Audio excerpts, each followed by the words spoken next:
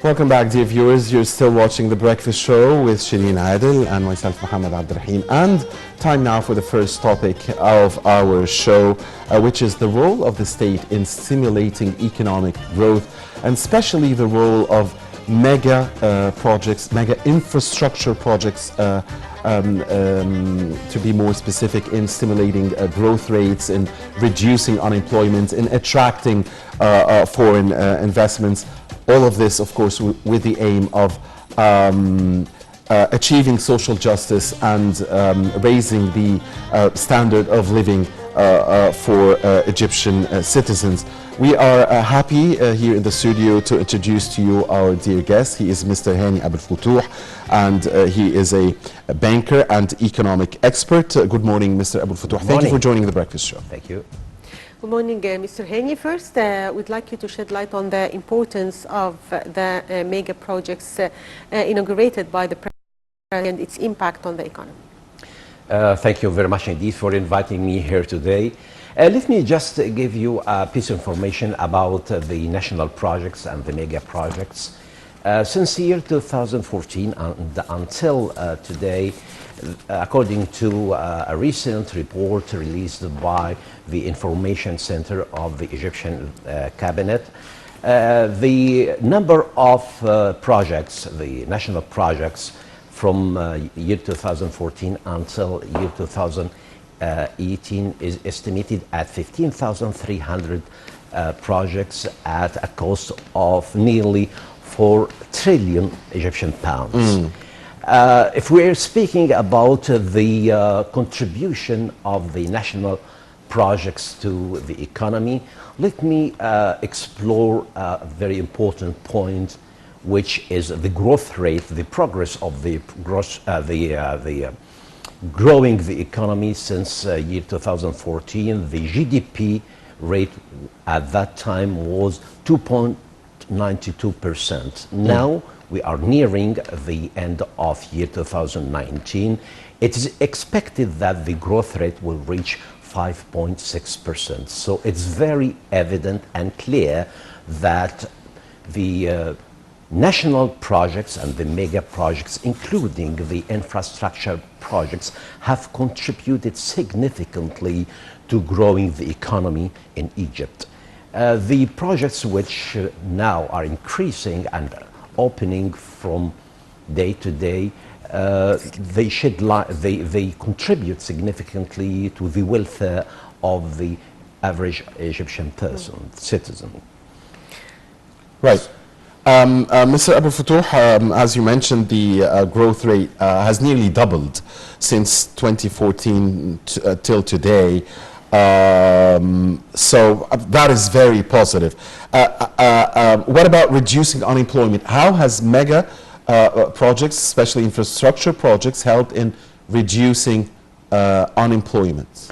This is a very good question, because when you open a project on these large scales, you would expect that these projects will generate jobs. It is estimated, according to a recent report, that the mega projects have contributed to 3 million jobs since its opening in year 2014.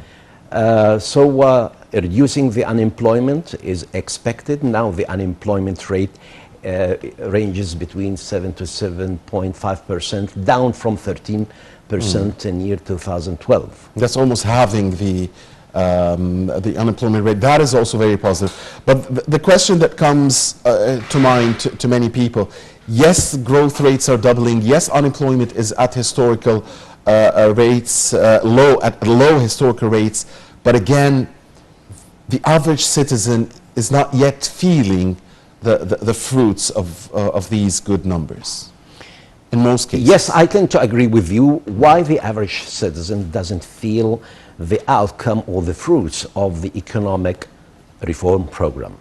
Let me remind you that the economic program started in year 2000 16 now. It's The nearly flotation of the pound? yeah, with the flotation. Flotation was a procedure, a major procedure in the economic program. In order to get the It IMF loan, yes. Yes, exactly. This economic reform program is a medium-term program. So naturally, the outcome or the fruits of the economic program would be achieved or realized in the medium term as well. Okay. So we have seen, everybody has seen in one way or another, the outcome of the economic programs in terms of the new roads, the new projects, the unemployment rate, which is now, as we historically said, low rates. Yes. Low rates. So some of the fruits are tangible, some of the outcome is yet to be realized.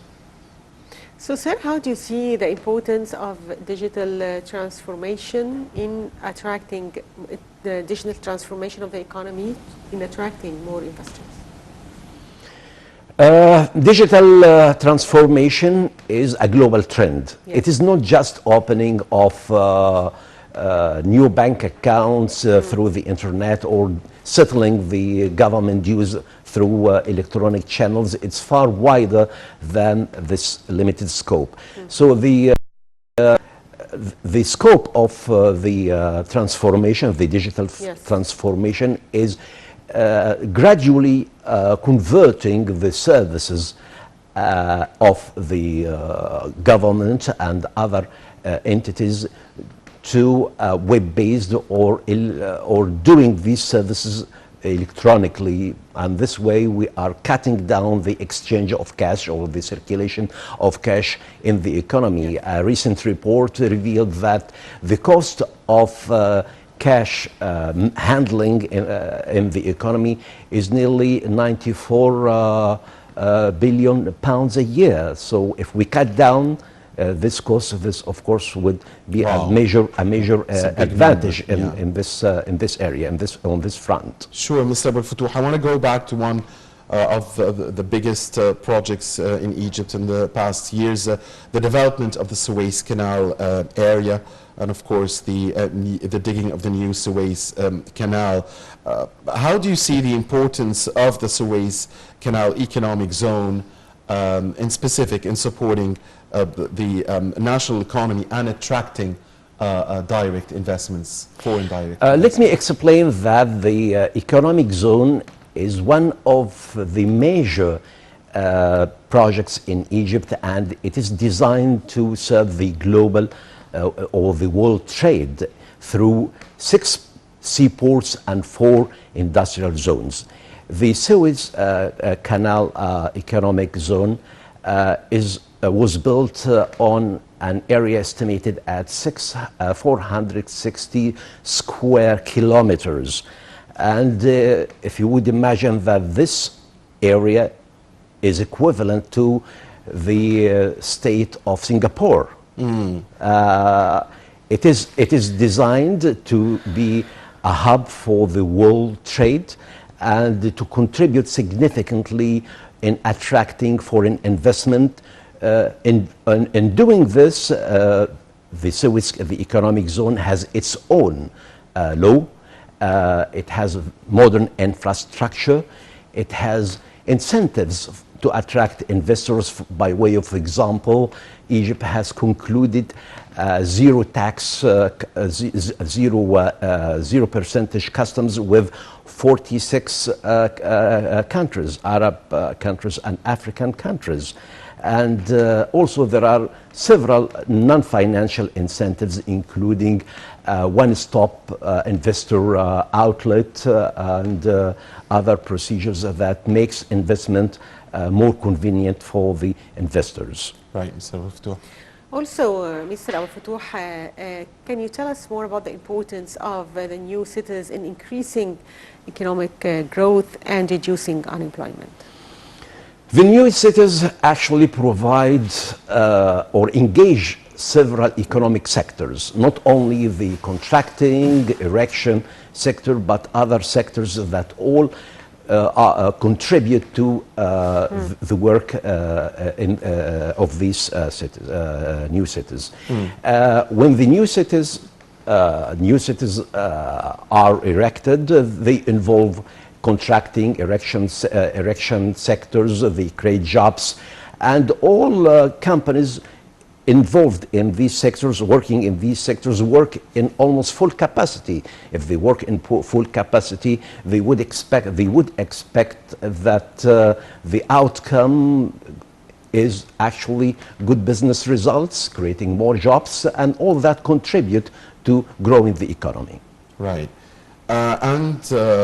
Also, Mr. Abul Fatouh, another new area here is the and it goes with the new cities, the administrative capital. The state has launched the administrative capital on an area of 168 acres with an estimated capital of £6 billion and scheduled, of course, to transfer agencies and governmental institutions and ministries over there soon. How do you see the role of the administrative capital in helping, again, the economy grow, and also in redistributing the population and in reducing unemployment as well? Likewise, the administrative capital is a huge project, is a mega project. It is expected to move most of the government offices to the new administrative capital by mid of next year, precisely, if my memory serves me right, in April 2020. Many companies and many sectors were assigned jobs in the administrative capital, and as I mentioned earlier, the new administrative capitals have created many jobs for companies and for individuals. So this is as well contributes to growing the economy and reflects very positively on reducing the unemployment. Right. So, sir, how do you read international reports regarding the performance of the Egyptian economy? The international reports, by way of example, the recent Fitch report, they praised the progress of the Egyptian economy following the implementation of the economic reform program, which has impressed even the IMF administration. If we look at the economic indicators, we find that Egypt has achieved more than expected in terms of growth rates. the growth, achieving a significant growth rate. If we are speaking about 5.6%, we are doing very well in comparison or as opposed to other countries. Particularly, the world is slowing. The economy in the world is slowing down significantly. So we have done a lot in order to achieve this progress. This progress. If we are talking in terms of the foreign exchange reserve, the foreign exchange reserve was lowest at $16 billion in year 2012, if my memory serves me right. Now we are speaking about nearly $45 billion. No more queues for importers in banks. Banks are able now to open letters of credits for importations of all kind of commodities without any problems, unlike what had been in the past. Certainly, remittances from Egyptians abroad and the return of tourism to near its normal levels or near its highest levels before the 2011 revolution has helped in increasing. Certainly, I fully agree with you. I cannot agree more. Sir, I wanted to ask you about the power plants. There has been 3 power plants that have been opened in Beni Suef recently. To what extent do these plants provide necessary energy that we need for much needed industrial projects? Getting back to the generation of the electrical power and the status before 30th June revolution, I think every one of us recalls that we had severe problem in electricity shortage, and the electricity power was down for several hours and every day. Needless to mention, the factories of the industries were very badly affected because of the shortage of power.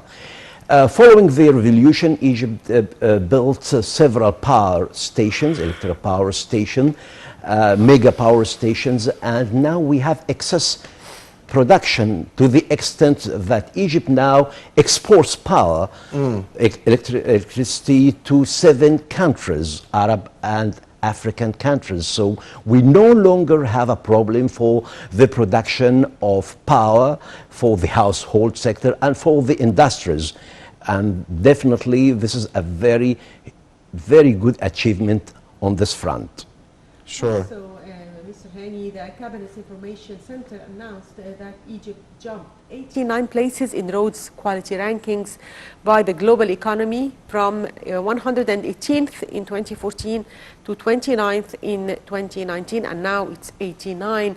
So how do you evaluate the government efforts in the infrastructure, in making infrastructure more easy for citizens? On this particular issue, I would like to mention that Egypt has done a lot in terms of improving the quality and the number of bridges and new roads. I would recall the figure for this huge project as recently published in a report. It said that the national road network is estimated now at 157 billion pounds, and the completion rate of the roads and bridges is nearly 72% now.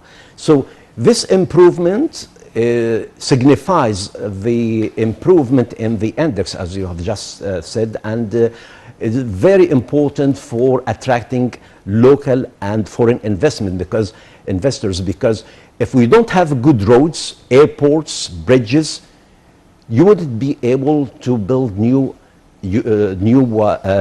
cities and to assist in the flow of internal domestic and international trade, because if Egypt as a hub, as a logistic hub, you need roads, you need bridges, you need seaports, all that complement the vision of the Egypt to be a central hub for trade in the region and to boost the investment, whether domestic or international.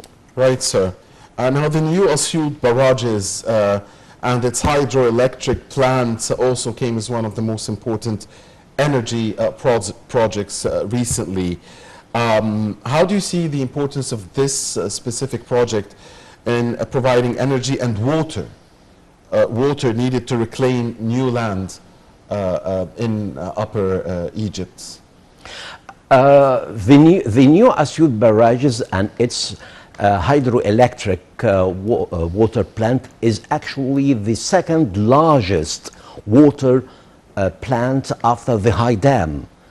It is erected, the studies for the project started in year 2012, and in year 2017 or 18, I don't actually really remember the exact date, it was launched. And in terms of irrigation, the main purpose of this plant is to improve the status of irrigations for 5 governorates in Upper Egypt, and this would help in increasing the cultivated land by 20%. So 20%? Yes, by 20%. So I feel this is a very important project, and the expectation that the outcome of this project would be realized in reality is very evident. Right, especially that Upper Egypt, and for years we've been saying Upper Egypt specifically needs more and more projects and to uplift poverty there and to raise the living standard Yeah. there, which has not been at required levels. For One years. more advantage for this project is improving the Nile navigation, and this is important for tourism as well. Sure. Right, Mr. Fatouh. And sir, how do you see President Fatouh al-Sisi's interest in encouraging local industry and expanding industrial zones? The directives of the President Abdel Fattah al-Sisi to focus on promoting the local industry comes much in line with the Egypt Vision 2030. So without an industrial base, a good industrial base, no progress, real progress would be achieved. So new industries actually would help in creating sort of self-sufficiencies in certain areas, and this is actually is much needed and is in line with the Egypt Vision 2030. Right.